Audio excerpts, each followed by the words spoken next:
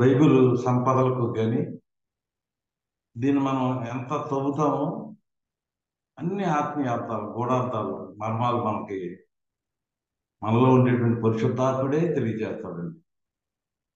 అందుచేత ఈరోజు మరికొన్ని విషయాలు మనం తెలుసుకునేటువంటి వారుగా మనం ఉందామండి. ఇదివరలో మీతో చెప్పానండి, పరలోకంలో దేవుడు ఉన్నాడు అనే విషయాన్ని నేను మీతోటి మనవి చేసుకున్నాను అండి. మత్తయి రాసిన సువార్త 6 అధ్యాయం 9, 10లో పరలోకంలో దేవుడు ఉన్నాడు. పరలోకమందున్న మా తండ్రి, మన దేవుడు, మీ దేవుడు, నీ దేవుడు, నా దేవుడు, మన దేవుడు పరలోకంలో ఉన్నాడని మనం నేర్చుకున్నామండి. అంత మాత్రమే కాదు, ఫిలిప్పి 3:20లో చూసినట్లయితే యేసుప్రభు వారు కూడా ఇప్పుడు ప్రస్తుతం పరలోకంలో ఉన్నాడు అనే విషయం మనం నేర్చుకున్నామండి. పరిశుద్ధాత్ముడు కూడా పరలోకంలో ఉన్నాడు అనే విషయాన్ని మనం నేర్చుకున్నామండి. లోకరాసిన సువార్త 11:13, మరి మొదటి పేతురు 1:12-13 మొదటి పేతురు 1:12 కూడా మనం చూసినట్లయితే పరలోకంలో పరిశుద్ధాత్ముడు ఉన్నాడని కూడా మనం నేర్చుకున్నామండి. నాలుగోదిగా కోటాను కోట్లు దేవదూతలు ఉన్నారని మనం నేర్చుకున్నాం. మత్తయి రాసిన సువార్త 18:10. ఇప్పుడు కూడా కొన్ని విషయాలు మనం తెలుసుకోబోతా ఉన్నామండి. అయితే అక్కడ సాతాను గాడు కూడా ఉన్నాడని మనం నేర్చుకున్నామండి. ఇప్పుడు వరకు సులువు వరకు మాత్రమే పరలోకంలోకి వెళ్ళడానికి చలామణి అయ్యాడండి. సులువు తర్వాత పరలోకానికి వెళ్ళడానికి అవకాశం లేదు. ఇదివరకు మీతో చెప్పానండి, పరలోకానికి వెళ్ళినటువంటి సాతాను పిత్రులు చెప్తా ఉంటది, సాడీలు చెప్తా ఉంటది అని మీతో మనం చెప్పుకున్నానండి. జకర్యా 1:3లో కూడా ఫిర్యాదు చేస్తా ఉంటది. దాని స్వభావం ఏంటంటే సాడీలు చెప్తా ఉంటది అనే విషయాన్ని నేను మీతోటి మనం చేసుకున్నానండి. అంత మాత్రమే కాదు, ప్రకటన గ్రంథం 12:10 నుంచి, మరియు గొప్ప స్వరము పరలోకమందు ఇలాగ చెప్పుట వింటిని, రాత్రింపగళ్ళు మన దేవుని ఎదుట మన సహోదరుల మీద నేరము మోపువాడైన అపవాది పడద్రోయబడి ఉన్నాడు. చూచారంటే ఇక్కడ మనం ఆలోచన చేసినట్లయితే పరలోకంలో నుంచి సాతాను పడద్రోయబడి ఉన్నట్లుగా మనం చూస్తా ఉన్నాం. సర్వలోకమును మోసపుచ్చుచు అపవాది అనియు సాతాననియు పేరు గల ఆది సర్పమైన ఆ మహా ఘట సర్పము పడద్రోయబడెను. యోహాను 12:31లో కూడా యేసుక్రీస్తు సాతాన్ని పడదోచేశాడు అనే విషయాన్ని మనం ఆలోచన చేసామండి. ఎక్కడో కూడా సాతాను సిలువ వరకు కూడా పరలోకంలో ఉన్నాడు, మంచిదే. అక్కడి నుంచి తన యొక్క స్థావరం భూమి మీద పెట్టినట్లుగా పర్మనెంట్ గా భూమి మీద, ఎందుకంటే ఇది వరకు కొంత కొంత సమయం ఏమో పాతాళ లోకానికి వెళ్ళేది, ఇంకొంత సమయం ఏమో పరలోకానికి వెళ్ళడానికి కూడా కొంత సమయం ఖర్చు పెట్టేది. ఎందుకంటే యోగు గ్రంథంలో మనం ఆలోచన చేసినట్లయితే యోగు గ్రంథంలో 1:6-7 కూడా మనం ఆలోచన చేసినట్లయితే 2:1-4 వరకు మనం చదివినట్లయితే ఈ సాతాను అనేటువంటి వాడు పరలోకానికి వెళ్ళటానికి కూడా సమయం ఖర్చు పెడతా ఉండడు. ఎప్పుడైతే పరలోకంలో నుంచి పడదోయబడ్డాడో ఇంక పరలోకంలోకి వెళ్ళడానికి అవకాశం లేదండి. ఎందుకంటే రోమా 8:33 చూసినట్లయితే మన మీద నేరం మోపేటువంటి వాడు ఎవడైనా ఉన్నాడా? ఎవడో లేదు.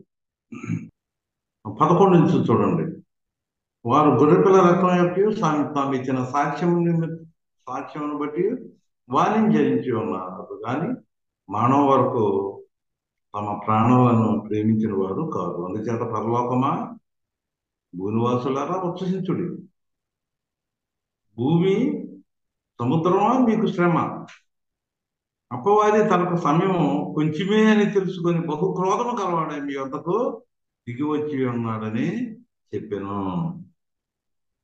చూసారండి, ఏది భూమి మీదకి వచ్చినటువంటి సాతానికి సమయం కొద్దిగా ఉందంటే, ఇది వరకు సిలువుకు ముందు ఇంకెంత బిజీగా ఉన్నాడో మీరు ఆలోచించేయండి. మరో పక్క పరలోకానికి వెళ్ళాలి, అక్కడ కొన్ని పిత్రులు చెప్పాలి, సాడీలు చెప్పాలి, మళ్ళీ పాతాళంలోకి వెళ్ళాలి, మళ్ళీ భూమి మీద తన పని తను చేసుకోవాలి. మూడు లోకాలలో ఆ కైవసం చేసుకున్నటువంటి మూడు లోకాల్లో తిరిగేటువంటి ఈ సాతాను ఇది పాతాళంలోకి వెళ్ళేటువంటి ప్రసక్తి లేదు. సిలువు తర్వాత అండి. ప్రకటన 1:18 కూడా మరి పాతాళానికి మరి తాళం వేసి బయటకు వచ్చినట్టుగా మనం చూస్తా ఉన్నాం.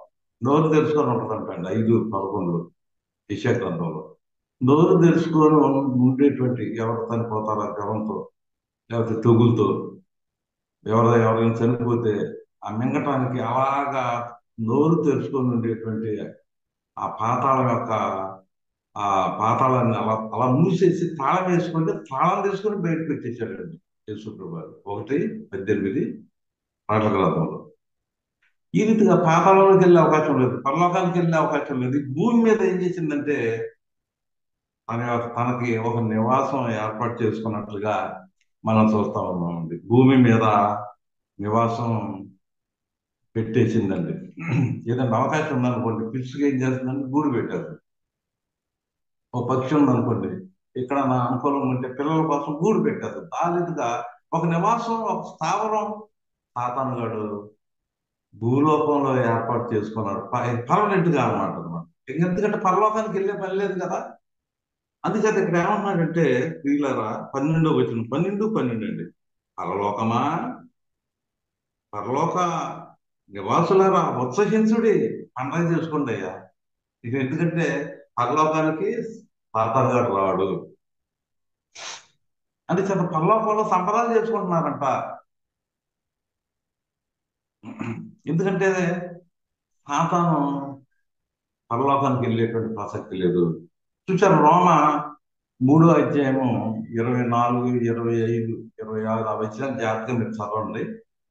ఈ సాతాను ఎప్పుడు పరలోక పరలోకానికి రాడా అని దేవుడు కూడా సాతాను మీద గొడవలు పడకుండా, సాతానుతో వాగ్వాదం పడకుండా, సాతాన్ని ఒక ఫ్రెండ్ లాగా పలకరిస్తూ ఉండేవాడని మీరు వారం చెప్పానండి.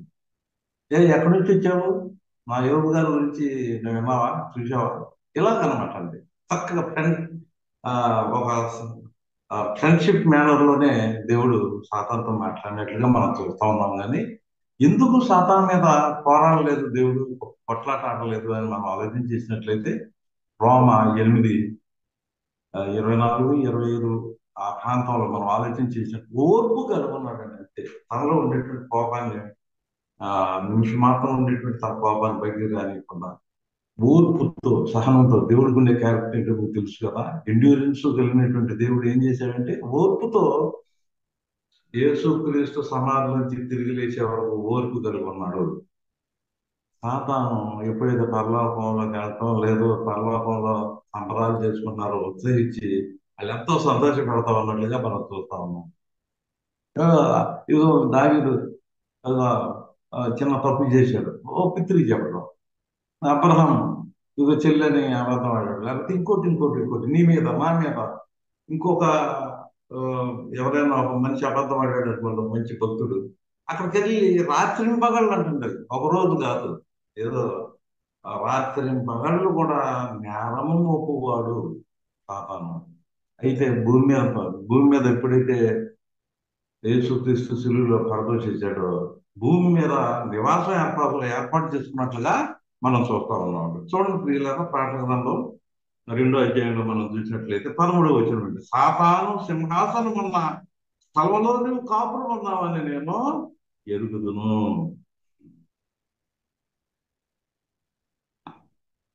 చూసారండి, ఇక్కడ మరి సాతాను సింహాసనం ఉన్న స్థలంలో నీవు కాపురం ఉన్నావని నేను ఎరుగుతాను. 13వ వచనం మళ్ళీ చెప్తున్నట్టు, మరియు సాతాను కాపురం ఉన్న ఆ స్థలములో నా యందు విశ్వాసి అయ్యుండి నన్ను గూర్చి సాక్షి అయిన అంత్యప అనువాడు మీ మధ్యలో చంపబడిన దినములలో నీవు నా నామం గట్టిగా చేపట్టి నా యందలి విశ్వాసం విసర్జింపలేదని నేను ఎరుగుతున్నాను. చూసారు సాధనం ఆ, ఎక్కడ నివాసం ఏర్పాటు చేసుకుందంటే ఎక్కడ సింహాసనం ఏర్పాటు చేసుకుంది భూమి మీద.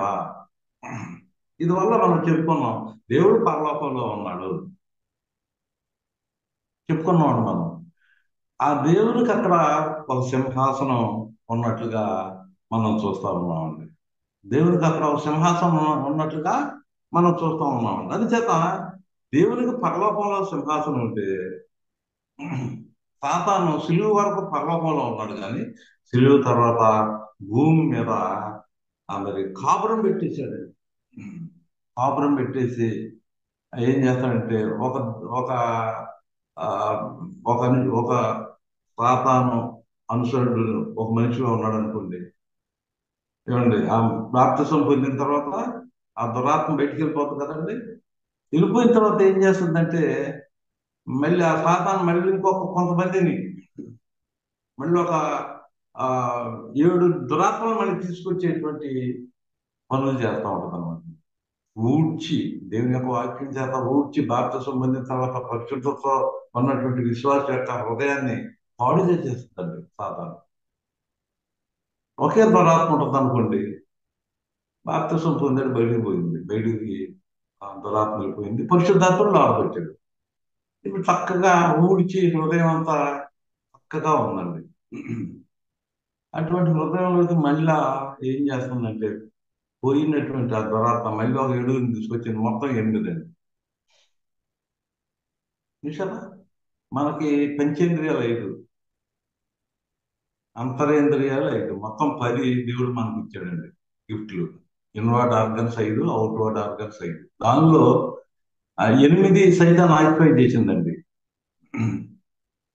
అంటే 2 రూమ్స్ ఖాళీగా ఉన్నాయి అన్నమాట. 2 రూమ్స్ ఖాళీగా ఉన్నాయి.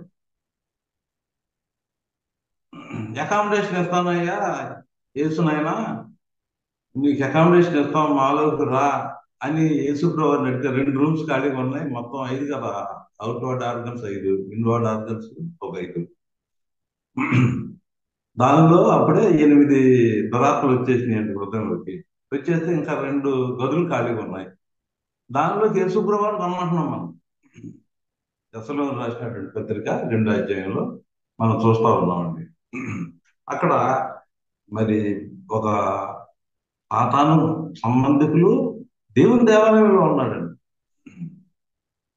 యేసుప్రభుని బయటికి గెంటేశాం. ప్రకటన గ్రంథం 3:20లో మనం చూసినట్లయితే, ఇదిగో నేను తలుపు నద్ద నుండి తట్టుతున్నాను, ఎవడైనా నా స్వరం విని తలుపు తీసి నేను అతని యుద్ధకు వచ్చి అతనితో నేను నాతో కూడా అతడును భోజనం చేయదు. అంటే యేసుక్రీస్తు హృదయంలో తలుపులు కొడుతున్నాడండి. నా స్వరం విని తలుపులు తీస్తే నేను బయట ఎండకెందుకు పోతున్నాను, వర్షంలో తడిచిపోతున్నాను, మీరు తలుపులు తెరిస్తే నేను వస్తానంటే మనం ఏమంటున్నామంటే అకామిడేషన్ ఇస్తాం. ఎందుకంటే 8 గదుల్లో దురాత్మలు ఉంటారు, ఇంకొక 2 గదుల్లో అకామిడేషన్ ఇస్తాం, రమ్మని అంటున్నాం అంటే యేసుప్రభు రావంటే అలాగైతే నేను రాను. మొత్తం ఈ దురాత్మల్ని 8 దురాత్మలు బయటికి వెళ్ళబోతుంది. ఊడ్చేయండి, వాక్యంతో కడగండి, ప్రార్థనతో కడగండి, పరిశుద్ధాత్మతో కడగండి, ఆ హృదయాన్ని కడిగేసేయండి.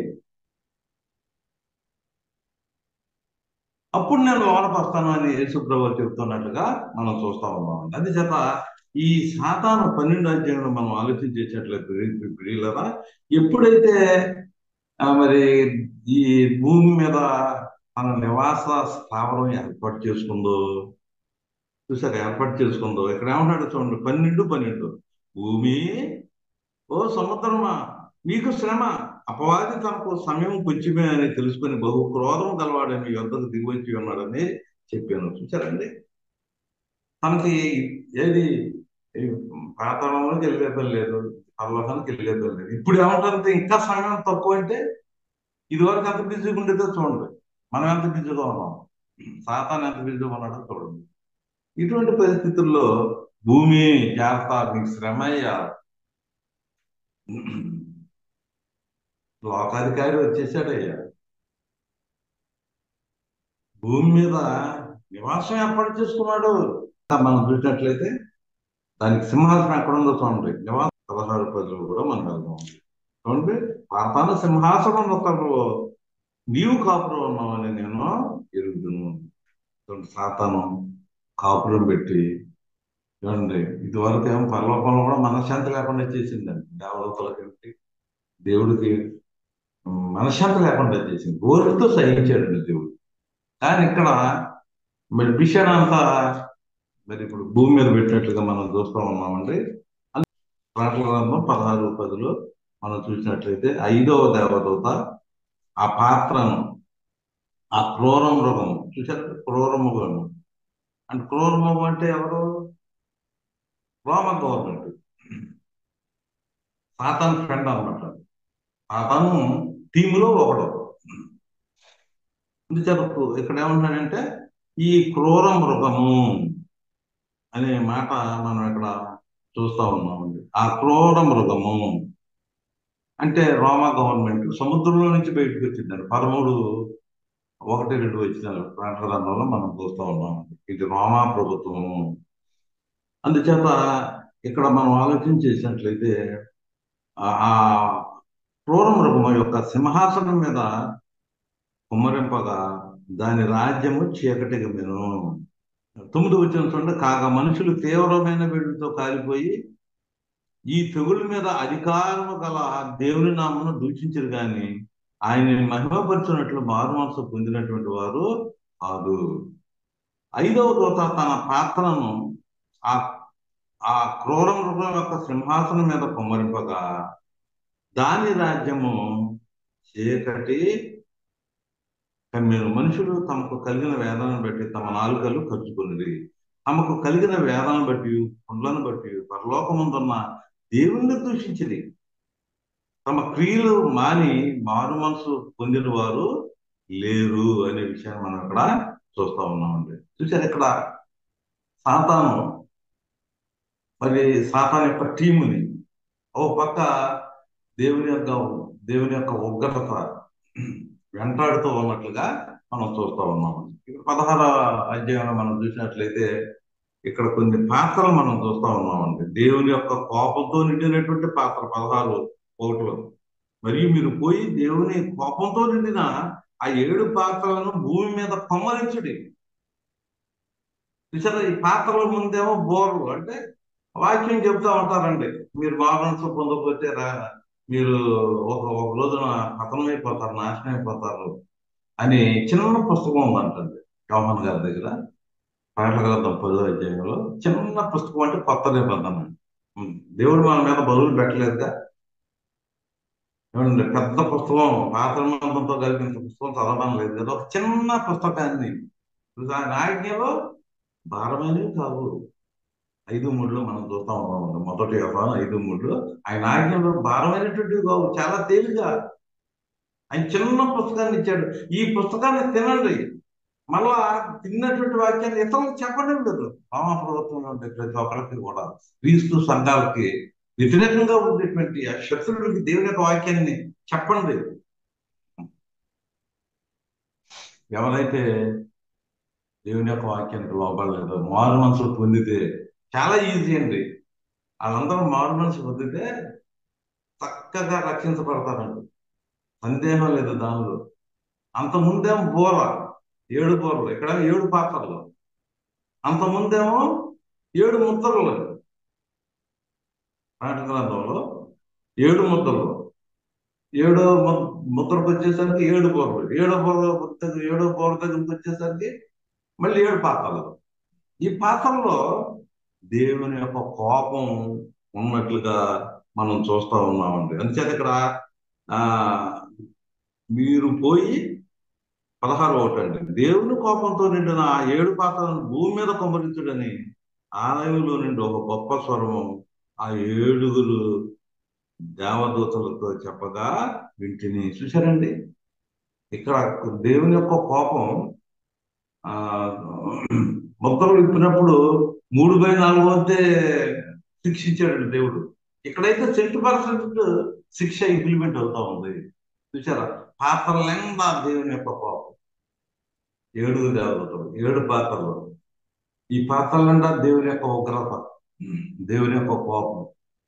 చూసారా? ఇది వరకే ఆ కోపం, నేను నిన్ను శిక్షిస్తాను అనేవాడు. నీకు అలా కాదు, క్యాప్సైజింగ్ అంటే ఇలా ఉన్నటువంటి పాత్రను ఎలాగంటే ఈ పాత్రలో ఏమీ ఉండదు, మొత్తం ఈ సాతాను యొక్క అనుచరులు, సాతానుకు ఉండేటువంటి ఆ సింహాసనం, తనతో ఉండేటువంటి తన యొక్క ఫ్రెండ్స్, తన టీం ఉందండి. 13వ అధ్యాయంలో మనం చూసినట్లయితే ఆ సాతాను యొక్క టీం తనకి ఉన్నట్లుగా మనం చూస్తూ ఉన్నాం. వీళ్ళందరి మీద దేవుని యొక్క ఉగ్రత చూడండి, 16 అధ్యాయంలో మనం చూస్తూ ఉంటాం. ఎట్టకేలకు నేను మీతో చెప్పేది ఏంటంటే, సాతాను మరి భూమి మీద ఆ కాపురం పెట్టింది. తనకు ఒక సింహాసనం భూమి మీద ఉన్నట్లుగా మనం చూస్తూ ఉన్నామండి. తనకు ఉన్నాం. అందుచేత ప్రియమైనటువంటి వాళ్ళ ఈ రోజు మనం ఆలోచించేది ఏంటంటే, పరలోకంలో ఉండేటువంటి దేవుడు ఆయన కూడా సింహాసనం మీద కూర్చున్నాడు.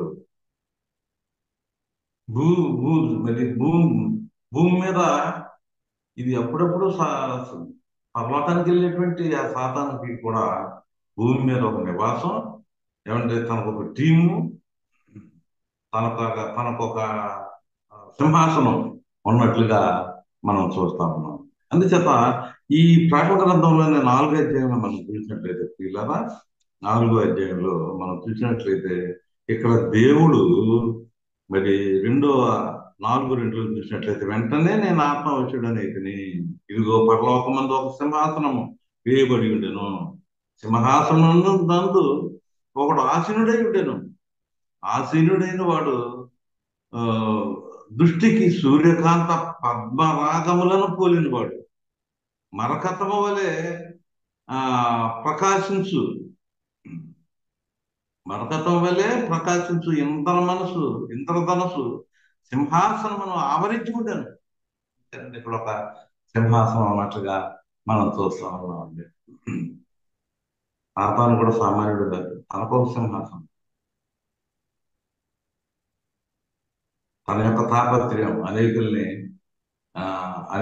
తన కైవసం చేసుకోవాలని. సాతానికి ఎంత రాజ్యం ఉందో మీరు ఆలోచించేయండి. మత్తయి రాసిన సువార్త 4వ అధ్యాయంలో మనందరికీ తెలుసండి. ఆ యేసుక్రీస్తుకి ఈ రాజ్యాలన్నీ కూడా నేను ఇచ్చేస్తానంటాడు. మీరు చూసారంటే సాతానుకున్నటువంటి మహిమని మనం చూస్తా ఉన్నాం. లోక రాసినటువంటి సువార్త 4వ అధ్యాయము 5 నుంచి చదువుతామండి. అప్పుడు అపవాది ఆయనంటే యేసుక్రీస్తుని తీసుకుని పోయి భూలోక రాజ్యములంటే ఒక్క నిమిషంలో చూపించి, ఈ అధికారం అంతయు ఈ రాజ్యముల మహిమయు నీకిత్తును, అది నాకు అప్పగింపబడి ఉన్నది, అది ఎవరికి నేను ఇవ్వకూడదు వారికి, కాబట్టి నువ్వు నాకు మొక్కితివా, ఇదంతయు నీ దగునని ఆయనతో చెప్పాను. యేసుప్రభు నీ దేవుడైన ప్రభువునకు మృతి, ఆయనను మాత్రం చెల్లించాలి. ఈ రీతిగా సాతాను యొక్క ప్రాబల్యం, సాతాను యొక్క అంతస్తు, సాతాను యొక్క డిగ్నిటీ, సాతాను యొక్క ఔన్నత్యాన్ని మనం ఇక్కడ ఆలోచన చేసామండి. అదేం చేస్తుందంటే వాక్యాన్ని మన ముందు పెడతాడు. కానీ యేసుప్రభు ఎలా చేయించాడు? రాయబడి ఉన్నది వాక్యంతోనే, తప్పుడు బోధల్ని వాక్యంతో ఖండించినట్లుగా మనం చూస్తా ఉన్నామండి. చూసారా? సైతాన్ యొక్క ఈ యొక్క ఆధిక్యతని యేసుప్రభు విస్మరించాడు. కానీ ప్రియమైనటువంటి వల్లరా, మరి దేవుడు ఎంతో నమ్మకంగా పరలోకమందు ఉన్నటువంటి తండ్రికి నమ్మకంగా ఉన్నట్లుగా మనం చూస్తా ఉన్నాం. సరే, ప్రకటన గ్రంథంలో మనం చూసినట్లయితే ఇక్కడ ఇంద్రధనుసును మనం చూస్తా ఉన్నామండి. ఆ సింహాసనం ముందు వెనకాల చుట్టూ కూడా ఈ యొక్క ఇంద్రధనుసు ఆవరించి ఉంది అనేటువంటి విషయాన్ని మనం ఇక్కడ ఆలోచన చేస్తా ఉన్నామండి. చూడండి, మకతము వలె ప్రకాశించు ఇంద్రధనుసు సింహాసనమును ఆవరించి ఉండేను. చూశారండి, ఇక రెండో వచనం చూడండి. పరలోకమందు ఒక సింహాసనము వేయబడి ఉండెను. ఆ సింహాసనము సింహాసనమునందు ఒకడు ఆసీనుడై ఉండెను. ఆసీనుడైన వాడు దృష్టికి సూర్యకాంత పద్మరాగములను పోయినవాడు. మరకతము వలె ప్రకాశించు ఇంద్రధనుసును ఆ, సింహాసనమును ఆవరించి ఉండెను. సింహాసనం చుట్టూ 24 పెద్దలు ఉన్నారంట. ఈ పెద్దల గురించి ఇక్కడ 4:4లో చూసాం కదమ్మా. 4:10లో కూడా ఉందండి. 5:11లో 14:11లో కూడా ఈ పెద్దల గురించి 24 పెద్దలు, 24 పెద్దలు అనేటువంటి విషయాలు పాటల గ్రంథంలో మరి అక్కడక్కడ చెప్పినట్లుగా మనం చూస్తా ఉన్నామండి. మరి ఇక్కడ ఇంకా మనం ఆలోచన చేసినట్లయితే మరి నా నా ఆలోచన చూడండి. మరియు సింహాసనం ఎదుట స్ఫటికమును పోలిన గాజు అంటే సముద్రం ఉన్నట్టుండేను. ఆ సింహాసనములకు మధ్యను సింహాసనము చుట్టూను ముందు వెనుక కన్నులతో నిండిన 4 జీవులు ఉంటాను. చూసారండి, ఇక్కడ మరి దేవదూతలకి అధికారులు అన్నమాట అండి. అంటే బాగా దేవదూతల్లో నాయకులు, శరీరపులు అంటారు. వాళ్ళందరూ తెలిసేటటువంటి విషయం. చూసారు, దేవతలు పరలోకంలో ఉంటారు. చెప్పాను కదా మీకు. యెషయా గ్రంథం 6వ అధ్యాయం 1 నుంచి మరి 6 వరకు మనం చూసినట్లయితే అక్కడ అక్కడ శరీరపులు ఉన్నట్లుగా మనం చూస్తా ఉన్నాం. 6 రెక్కలు. చూడండి, 6 రెక్కలు ఏంటంటే దేవతలు. 2 రెక్కలేమో కళ్ళు కప్పుకుంటున్నాయి. ఏమండి? 2 రెక్కలేమో కాళ్ళు కప్పుకుంటున్నాయి. 2 రెక్కలతోనేమో ఎగురుతా ఉన్నాయి. అంటే దాని అర్థం ఏంటనమాట? దేవుడు సమీపరాని తేజస్తో ఉన్నాడు ఆ సింహాసనం మీద. మొదటి తిమోతికి 6వ అధ్యాయంలో మనం చూసాం కదా. 10 అనుకుంటాను. సమీపరాని తేజస్తో ఉన్నటువంటి వాడు దేవుడు. అయ్యా, నేను దేవుడిని చూడలేనయ్యా. కాళ్ళని కప్పుకున్నారంట ఆ జీవులు, అంటే దేవదూతల్లో నాయకులు. అంటే మేము దేవుడి దగ్గరికి వెళ్ళలేమయ్యా, దేవుని దగ్గరికి మేము చేరుకోలేము, సమీపరాని దూరంలో ఉన్నాడు దేవుడు. ఎందుకంటే అక్కడ మనం ఆలోచన చేస్తా ఉన్నామండి. మరి అక్కడ 6వ వచనం చూడండి. మరియు సింహాసనం ఎదుట స్ఫటికమును పోలిన గాజు వంటి సముద్రం ఉన్నట్టుండేను. ఇక్కడ మనం ఆలోచన చేస్తా ఉన్నామండి. అంటే దేవుడికి ఈ దేవదూతలకి 4 జీవులు ఉన్నారు కదా. వాళ్ళు ఏమంటున్నారంటే 4 జీవులలో ప్రతి జీవికి 6 రెక్కలు ఉండేవి 8 అండి. అవి అవి చుట్టూను రెక్కల లోపటను కన్నులతో నిండి ఉన్నవి. కన్నులతో నిండి ఉన్నవి. కన్నులతో భూత వర్తమాన భవిష్యత్ కాలంలో ఉంటూ సర్వాధికారి దేవుడు అగు ప్రభు పరిశుద్ధుడు పరిశుద్ధుడు పరిశుద్ధుడు అని మానక రాత్రింబాగులో చెబుతుండెను. ఆ సింహాసనం నందు ఆసీనుడై ఉండి యుగ యుగములు జీవించుతున్న వారికి మహిమయు ఘనతయు కృతజ్ఞతాస్తుతులు కలుగును కాకని ఆ జీవులు కీర్తించుతుండగా 24 పెద్దలు సింహాసనం ముందు ఆసీనుడై ఉండు అని ఎదుట సాగిలపడి చూసారే, యుగ యుగములు జీవించుతున్న వారికి నమస్కారం చేయొచ్చు. ప్రభా, మా దేవా, నీవు సమస్తమును సృష్టించింది నీ చిత్తమును బట్టే ఉండేది. పరలోకంలో ఉండేటువంటి దేవుడికి ఒక చిత్తం ఉందంటండి. ఇక్కడ ఈ దేవదత్తులు ఏమంటున్నారంటే, కీర్తన పుస్తకం 115:3 అండి. ఆకాశం అంతా ఉన్నటువంటి దేవుడు, అంటే పరలోకం అంటే ఆకాశం ఉందా రాశారండి ట్రాన్స్లేషన్తో. పరలోకంలో ఉండేటువంటి దేవుడు, ఆ పరలోకంలో ఎవరున్నారంటే దేవుడు ఉన్నాడు. చెప్పాను కదా మీతోటి. పరలోకంలో మన కోసం యేసుప్రభు వారేమో స్థలాలు సిద్ధం చేస్తున్నాడు. పరలోకంలో స్వాస్థ్యం భద్రం చేయబడి ఉంది. ఇంకా చాలా చాలా ఉన్నాయి. ఇంకా ఏముంది పరలోకంలో? ఆయన చిత్తం ఉంది. పరలోకం ఉందని మా తండ్రి, ఏమండి, నీ చిత్తం పరలోకం అంతా నెరవేరినట్లు భూమి ఎందు నెరవేరు కాదు అంటున్నాం అన్నమాట. అందుచేత ఇక్కడ మరి 115 ఆ 3లో మనం చూసినట్లయితే పరలోకంలో ఆయన చిత్తాన్ని నెరవేర్చేటువంటి వాడు దేవుడు. ఇక్కడ ఏమంటున్నాడంటే ప్రకటన గ్రంథం 4వ అధ్యాయము 10వ వచనంలో మనం చూసినట్లయితే ప్రియమైనటువంటి వాళ్ళరా, ఆయన ఆ 24 పెద్దలు సింహాసనంతో ఆసనుడు అని సాగిలపడి యుగ యుగములో జీవించుతున్న వారికి నమస్కారం చేయొచ్చు. ప్రవ్వా మా దేవ, నీవు సమస్తమును సృష్టించితివి, నీ చిత్తమును బట్టి అని పెట్టారు, వారిని బట్టే సృష్టింపబడను కనుక నీవే మహిమ ఘనత ప్రభావం పొందనర్హుడు అని చెబుతూ తమ కిరీటములను సింహాసనము ఎదుట వేసిరి. చూచారండి 24 పెద్దలు దేవదూతలు చూడు ఎంత మాదిరి. అయ్యా మేము దగ్గరికి రాలేకపోతున్నాం అయ్యా, సముద్రం అంటుంది అయ్యా, అందుకని మా కాళ్ళు నడవలేవు నాయన, మా కాళ్ళని రెక్కతో కప్పుకుంటున్నాం మేము. అందుచేత ఇక్కడ మనం ఆలోచించేది ఏమిటి అంటే, ఇక్కడ ఆ 24 పెద్దలు తమ సింహాసనాలు ఆ దేవుని ఎదుట చూశారండి ప్రభావం పొందనరుడు అని చెప్తూ తమ కిరీటములను ఆ సింహాసనం ఎదుట వేసి, బంగారంతో ఉండేటువంటి సింహాసనాలు 24కి మళ్ళీ 24 చిన్న సింహాసనాలు ఉన్నాయి. అందుచేత ఇక్కడ దీని అర్థం ఏమిటంటే, అది ఒక సింబాలిక్ లాంగ్వేజ్ అన్నమాట. ఏంటంటే ఒక మాటలో చెప్పేది ఏంటంటే, ఆ అయ్యా మేము మా మా యొక్క కిరీటాలు అక్కడ పడేసామంటే దాని అర్థం ఏంటంటే, మా కళలు, మా ఆలోచనలు, మాకున్నటువంటి బుద్ధి, మా మైండ్ లో ఉండేటువంటి ఆలోచనలు చూసారా, దీనిలో ఉండేటువంటి మా సొంత బుద్ధి, సొంత ఆలోచనలు, సొంత దృక్పథాలు అన్ని కూడా మేము పక్కన పెట్టేస్తున్నాం. అది దాని అర్థం. మా తలలో మేము తీసేస్తున్నాం. మళ్ళీ మళ్ళీ ఈ 24లో ఏం చేస్తున్నారు తెలుసా, 20వ అధ్యాయంలో అక్కడ తీర్పు తిరుగుతున్నారు.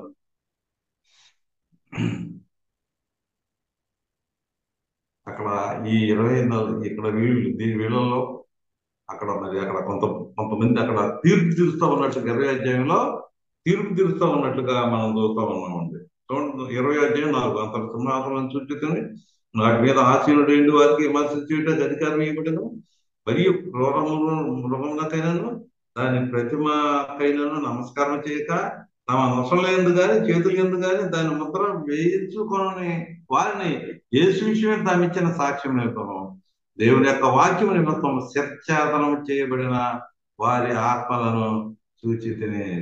శిరఛేదనం అంటే సింహాసనాలు కిరీటాలు పడేటువంటి అర్థం ఏంటనమాట. అయ్యా సింబాలిక్ లాంగ్వేజ్, అయ్యా మా శిరస్సులు తెగిపోయినా పర్వాలేదు, యేసు ప్రభు క్రీస్తు సంఘం, ఆ క్రీస్తు అనే శిరస్సును మేము పెట్టుకుంటాం. కొలస్సీలకు రాసినటువంటి పత్రికలో కూడా మనం అదే చూస్తా ఉన్నాం. యేసు ప్రభు అనేటువంటి స్థానం మనం కలిగి ఉండాలి. చూడండి ఇక్కడ ఏమంటాడంటే 19:19 తన అతి వినయాసక్తుడే దేవదూతారాధన ఇచ్చగలిగి తాను చూచిన వాటిని గురించి గొప్పగా చెప్పుకొనుచు తన శరీర సంబంధమైన మనసు వలన ఓరకు పొగుతుంది. శిరస్సును హత్తుకొన వాడేవాడను ఈ బహుమానమును అపహారింపనీయకుడి. చూసారండి, శిరస్సుని హత్తుకోరండి కొంతమంది మతశాఖలో, వాళ్ళకి చెప్పినా వినరండి. జూమ్ కార్యక్రమంలో మరి ఇంతమంది వాక్యాన్ని హత్తుకుంటారంటే దేవునికి చాలా కృతజ్ఞతలేదు. ఇంకా కొంతమందిని మరి మడికి విజయ్ కుమార్ గారు చూడండి, చక్కటి ఆయన మరి రేపు ఒక 15 మందిని కలుపుతానంటాడు, మరి చూద్దాం.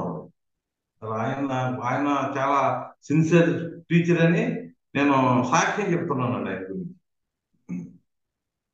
15 మందిని కలుపుతారో లేదో మీరు దయచేసి చూడండి. గిరిబాబు గారు కూడా కొంతమందిని కలిపాడు, కొంతమంది యాడ్ చేస్తున్నాడు మన జూమ్ ఫ్యామిలీకి. అందుచేత ప్రియమైనటువంటి వారు ఇక్కడ ఏమంటాడంటే చూడండి 22వ వచనం చూడండి, మనుషుల ఆజ్ఞలను పద్ధతులను అనుసరించి చేత పట్టుకొనవద్దు, రుచి చూడవద్దు, ముట్టవద్దు అను విధులకు మీరు లోబడనలా. చూడండి, మనుషుల పద్ధతులు, మనుషులు కల్పించే ట్రెడిషన్స్, మెన్ స్పెక్యులేషన్స్, వాటిని రుచి చూడకుండా మీరు యెహోవా ఉత్తముడని రుచి చూచారు మీరు, మంచిది, సంతోషం. ఏమిటి యెహోవా దయాళుడని ప్రభువు దయాళుడని రుచి చూచారు, సంతోషం. యెహోవా ఉత్తముడని 34:8 అండి కీర్తనలో రుచి చూచారు, మంచిదే. బాప్తిసం పొంది పరలోక సంబంధమైనటువంటి పరిశుద్ధాత్ముడైన వరాన్ని 6:4 ఎబ్రి ఆ పరిశుద్ధాత్ముడు కూడా రుచి చూసాం మనం. ఇంత చేసి మళ్ళీ మనం బాప్తిసం పొందిన తర్వాత మళ్ళీ ఈ మనుషులు కల్పించిన ఈ ట్రెడిషన్స్ గల్తీ సంఘం చూసారా, ఎంత ఆశ్చర్యం, కొంత భిన్నమైన స్వార్థ తిరిగిపోయారండి. మన పర్యటన గ్రంథంలో ఉండే స్పెషాలిటీ ఏంటంటే ఈ పాత్రలో ఈ కుమ్మరింపకు మునిపి వాళ్ళు మానసు పొంది ఉంటే దేవుడు క్షమిస్తాడు. జస్ట్ ఒక ఒక రోజు ముందు, ఆ కుమ్మరించడానికి ముందు, అంత ముందు రోజు, అయ్యా క్షమించయ్యా, మేము మానసు పొందుతున్నాం అయ్యా అని చెప్తే తప్పకుండా క్షమిస్తారు. కానీ సంఘాల్లో కూడా కొన్ని 5 సంఘాల్లో తప్పులు ఉన్నాయండి. 2 అధ్యాయం 3 అధ్యాయం ప్రకటన గ్రంథం. ప్రకటన గ్రంథంలో 2 అధ్యాయం 3 అధ్యాయంలో సంఘాల్లో కొన్ని తప్పులు ఉన్నాయి. కంప్లైంట్స్, కంప్లైంట్స్ కౌన్సిలింగ్ అక్కడ ఉందండి. కంప్లైంట్స్ ఉన్నాయి అక్కడ, కాంప్లిమెంట్స్ కూడా ఉన్నాయి. కొన్ని అయ్యా మీరు మంచి చేశారు, మంచిది, కానీ మీలో కొన్ని లోపాలు ఉన్నాయి. కౌన్సిలింగ్ ఇస్తున్నారు, మీరు లోపడ్డారా దేవుడు క్షమిస్తాడు, మారుమనసు పొందుడి. 5 సంఘాలుగా చెప్పాడండి, మీరు మారుమనసు పొందుడి, మారుమనసు పొందుడి, మారుమనసు పొందుడి. మీరు పొందలేదనుకోండి, మీరు మారుమనసు పొందకపోతే ఈ క్షమాపణ లేదండి, వాళ్ళు బాప్తిసం పొందినది. ఎందుకంటే మనిషి కుమారుడికి విరోధంగా పనిచేసావా క్షమిస్తాడు, పరిశుద్ధాత్ముడికి వ్యతిరేకంగా వెళ్తే పాపక్షమాపణ లేదు. వీళ్ళకన్నా పాపక్షమాపణ ఇస్తాడండి తప్పకుండా. ఈ ఉగ్రత గమనించేటువంటి ఈ రోమ ప్రభుత్వంలో ఎవరైనా మార్పు చెందుంటే దేవుడు క్షమిస్తాడు, దానిలో సందేహం లేదు, వీళ్ళు మారుమనసు పొందిస్తే. అంతేగాని ఇక్కడ 7 సంఘాలు ఉన్నాయి కదా, 2 అధ్యాయం 3 అధ్యాయం, దానిలో 5 సంఘాల్లో తప్పులు ఉన్నాయి కదా.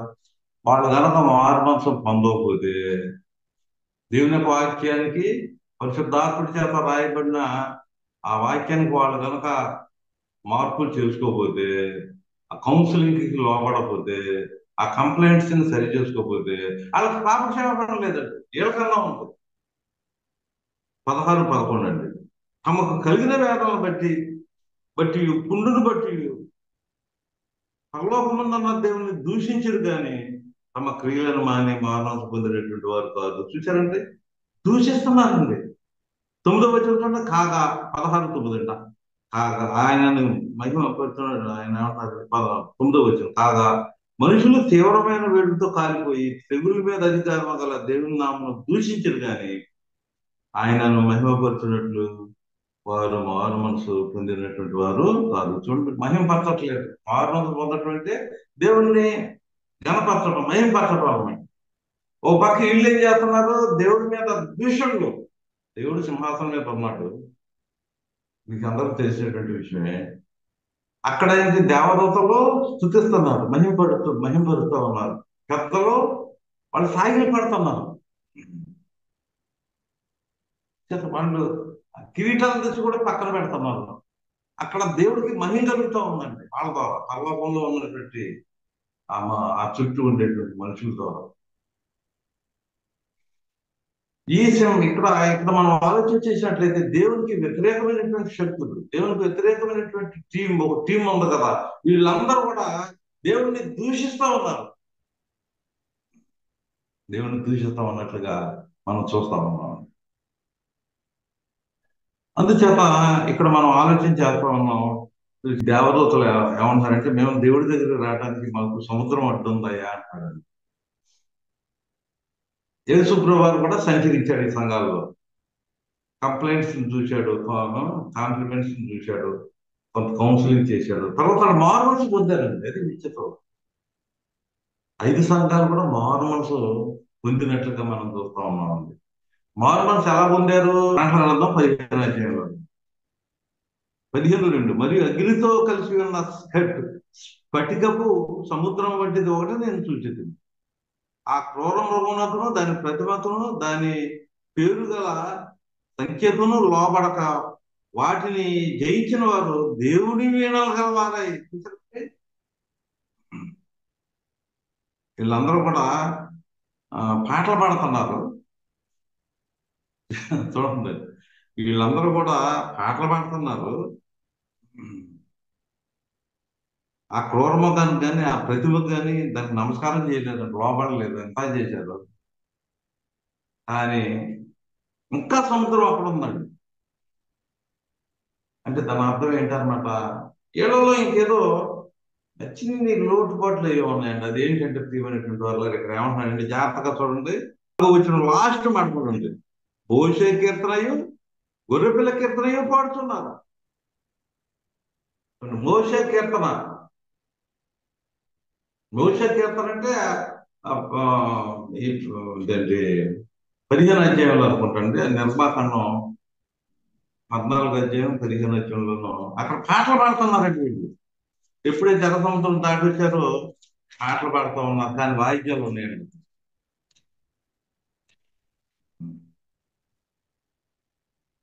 నిర్మాకాండం 15వ అధ్యాయంలో మనం చూసినట్లయితే ఏమంటే 21లో మిరియం వారితో కలిసి ఇట్లు పలవెత్తి పాడాను, యెహోవా గానం చేయుడి.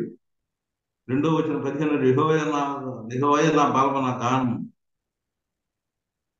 15 వచ్చిన అప్పుడు మోషేయు ఇశ్రాయేలును యెహోవాను గురించి ఈ కీర్తన పాడరు, యెహోవాను గురించి గానం చేసేద్దాం, ఆయన ఆయన మిగులు అతిశయించి జయించను. ఇలా పాటలు పాడారండి. పాటలు పాడి 20 వచ్చిన తంబురతోనూ నాట్యంతోను, మిరియాము తంబుర చేత పట్టుకోను, స్త్రీలందరూ తంబురతోనూ నాట్యంతోనూ ఆమె వెంబడి వెళ్ళగా మిరియాము వారితో కలిసి ఇట్లు పల్లవి ఎత్తి పాడెను. చూసారు ఇక్కడ మోషే పాట పాడే దానిలో వాయిద్యాలు ఉన్నాయి కదా, ఆ విషయంలో మార్పు చెందలా. అందుచేత ఇక్కడ మనం ఆలోచన చేసినట్లయితే ఇంకా సముద్రం అక్కడే ఉన్నాడు, పోలా, దేవుడు తీసేయాల, దేవుడి దగ్గర రావడానికి ఇంకా కొద్దిగా అడ్డు ఉంది. ఇంక స్ఫటిక అక్కడ 4 అధ్యాయంలో దేవదూతలు వెళ్ళలేనటువంటి పరిస్థితుల్లో అక్కడ సముద్రం ఉంది, ఇక్కడ కూడా సముద్రం ఉంది. ఏంటంటే వీళ్ళు పాడే పాటల్లో సరి చేసుకున్నారండి. ఎలా సరి చేసుకున్నారు చూడండి అక్కడ. రెండో వచనం, మరియు అగ్నితో కలిసి ఉన్న స్ఫటికపు సముద్రము వంటిది నేను సూచితిని, ఆ క్రూరమునకును దాని ప్రతిమకును దాని పేరు గల సంకేతమును లోబడక వాటిని జయించిన వారు దేవుని వెళ్ళగలరన్నటువంటి వారే ఆ స్ఫటికపు సముద్రం యొక్క నిలిచి ఉంట నేను సూచితిని. పలసుల్లో రాసినటువంటి పత్రిక 3:16, ఎఫెసీయులకు రాసినటువంటి పత్రిక 5:19 రీతిగా మనం చెప్పినటువంటి రీతికి వీళ్ళు ఏం చేశారంటే మోషే పాటలు దానిలో వాయిద్యాలు ఉన్నాయి. కానీ ఇక్కడ చూసినట్లయితే 14 చూడండి, వారు సింహాసనం ఎదుట ఆ 4 జీవులు ఎదుటను పెద్దలు ఎదుటను ఒక కొత్త కీర్తన పాడుతున్నారు. చూడండి, ఒక కొత్త కీర్తన చూడండి, రెండో వచనంలో చూడండి, మరి విస్తారమైన జలముల ధ్వనితోను గొప్ప ఉరుము ధ్వనితోను సమానమైన ఒక శబ్దం పరలోకం నుంచి దాకా వింటుంది. నేను విన్న ఆ శబ్దము వీణులు వాయించుతున్న వైణుకుల నాదమును పోలినది. వారు సింహాసనం ఎదుటను ఆ 4 జీవులు ఎదుటను పెద్దలు ఎదుటను ఒక కొత్త కీర్తన పాడుతున్నారు. భూలోకంలో నుండి కొనబడిన ఆ 144,000 మంది తప్ప మరి ఎవరు ఆ కీర్తన నేర్చుకోనగలరు. కొత్త పాట, దేవుని యొక్క వీణలు, హృదయం అనేటువంటి వీణతో, నిర్జీవమైనటువంటి వస్తువుతో కాదు సుమా. 1 కొరింథీ 14:7 నిర్జీవమైనటువంటి వస్తువుతో కాక, జంత్రము అనేటువంటి వస్తువుతో కాక, గాత్రము సరిగమ పదరస అనేటువంటి ఇన్స్ట్రుమెంటల్ మ్యూజిక్ కాక, వాకల్ మ్యూజిక్ ద్వారా గొర్రెపిల్ల అక్కడ ఏమంటారు, గొర్రెపిల్ల కీర్తన పాడుతున్నారు. ఎప్పుడైతే వాళ్ళు సరి చేసుకున్నారు, శాతం ధర్మశాస్త్రం తీయబడి ఉంది, పండుగలు కూడా తీయబడి ఉన్నాయి, వాయిద్యాలు కూడా తీసేస్తామని ఎప్పుడైతే అనుకున్నారు 21 తీయండి, 21లో అక్కడ సముద్రం లేదు అనే విషయాన్ని మనం ఆలోచన చేస్తా ఉన్నాం. 21:1 అండి, అంతటా నేను క్రొత్త ఆకాశంలో కొత్త భూమిని చూచితిని, మొదటి ఆకాశంలో మొదటి భూమి గతించిపోయాను, సముద్రం ఇక లేదు. అంటే దేవుడికి మనకు మధ్య కొన్ని డిస్ప్యూట్స్ అన్ని పోయినాయి అండి, వివాదం పోయింది. ఇప్పుడు సముద్రం లేదండి. మనం దేవుని దగ్గరికి ఆ మార్గం చూపించేశాడు దేవుడు. ఫిబ్రవరి 10:21 ఆ విషయాలు మనం ఆలోచించి దేవుడు తన దగ్గరికి వెళ్ళటానికి ఆ తెరను చింపేసేసి మార్గాలు సుగమనం చేసినట్లుగా మనం చూస్తున్నాం. అందుచేత ఇక్కడ సముద్రం ఇకనం లేదు. ఎందుకంటే మీకు దేవునికి పాపం అడ్డు వచ్చింది అంటున్నాడండి. యెషయా గ్రంథం 59 59లో 1వ వచనంలో మనం చూస్తా ఉన్నాం. మనం ఏం చేస్తున్నామంటే ప్రభువా ప్రభు అని పిలిచేవాడు పరలోక రాజ్యానికి రాడు. దేవుని చిత్తం చేయట్లేదు. పరలోకంలో దేవుని చిత్తం ఉంది. ఆయన చిత్తం చేస్తే పరలోక రాజ్యానికి వెళ్తాం మనం, లేకపోతే వెళ్ళం. రాత్రంతా ప్రభు ప్రభు అని గోగాడు వెళ్ళం. అది చేత ప్రియమైనటువంటి వాళ్ళ ద్వారా మన దేవుని చిత్తం అయితే ఆ, నాకు ఒక 2-3 ప్రసంగాలు ప్రకటన గ్రంథంలోనే మళ్ళీ వచ్చే ఆ, నా ఇంకో ప్రసంగం చెప్పాలనుకుంటే అది చెప్తానండి. దేవుని చిత్తం అయితే ఇదే చెప్పడానికి ప్లాన్ చేస్తానండి. ప్రార్థన చేయండి. మీ అందరూ కూడా వందనాలు. నాకు ఇటువంటి అవకాశం ఇచ్చినటువంటి తేజ గారికి, శిరీష కోయిలకి, కుర్లా క్రీస్తు సంఘానికి, కొలవా క్రీస్తు సంఘానికి, జూమ్ ఫ్యామిలీకి వందనాలు తెలియజేసుకుంటూ ముగిస్తున్నానండి.